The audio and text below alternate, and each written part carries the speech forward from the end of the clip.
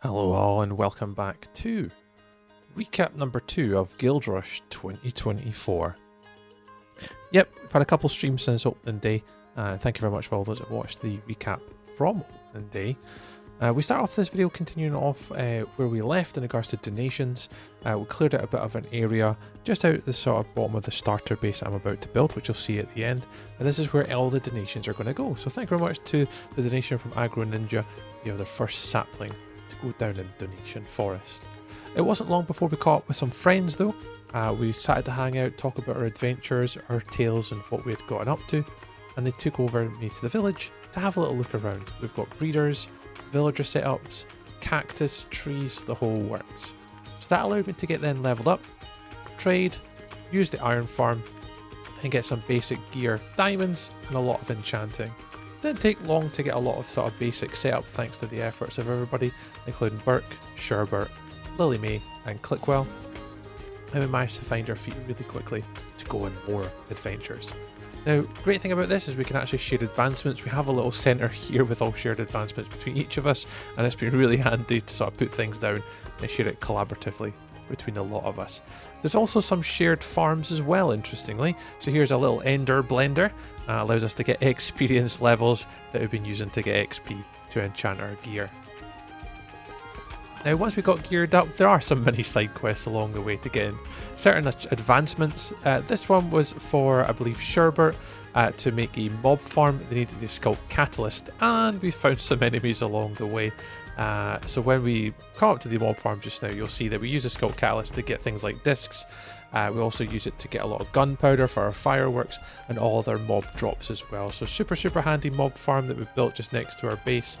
So thanks to the efforts for the guys in that. This will make our lives so much easier for the long game over the month. Now, some of the advancements I went for, I was trying to collect every wood sapling. So you can see here I was actually in a Crimson Forest. And we found a Wart Forest not too far away as well, which allows us to get all the saplings for the Donation Forest, which you can request. So I had a little side quest of my own to try and get all the saplings for my stream. We did fly along the way, find bastions, we found fortresses, raid up, killed a few piglins, gilded blackstone, just to kind of get a lot of those advancements from within the nether. And that took us sort of early on from about 200 advancements well into the 300s by this point. And then we were able to sort of crack on through a few more by adventuring.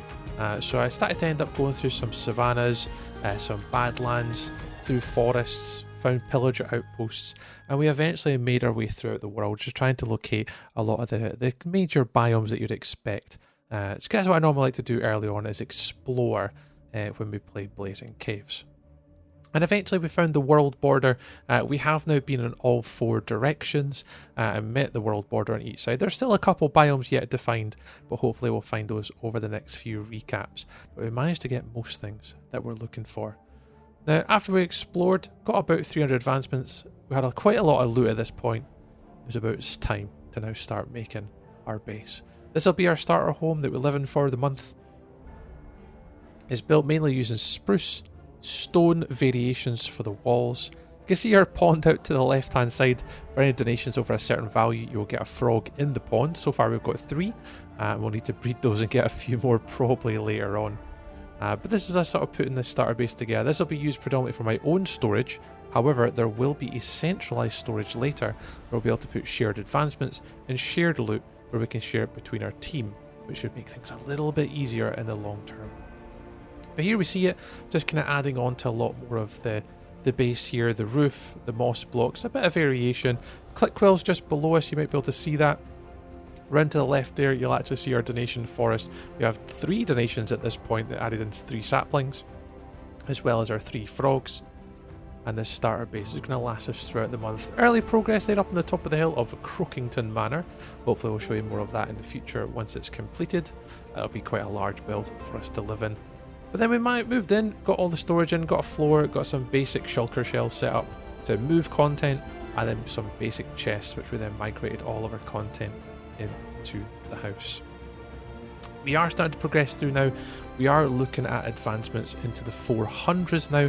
As it stands at the moment, we're currently on 127 advancements, and we've raised $99 for our charity, and the team as a whole has raised over £5,000, and we're only into the 5th day of the event itself. My area is coming together really well. I thank you all very much for watching the recaps. We will be streaming Monday, Wednesday, Fridays from 6 o'clock UK time, and if you can catch us over on Twitch, we'd really appreciate it. I'll keep putting out these videos as the event goes on and as we seek to get as many advancements as we can. Till next time, thanks for watching the recap. I'll catch you all later. Bye!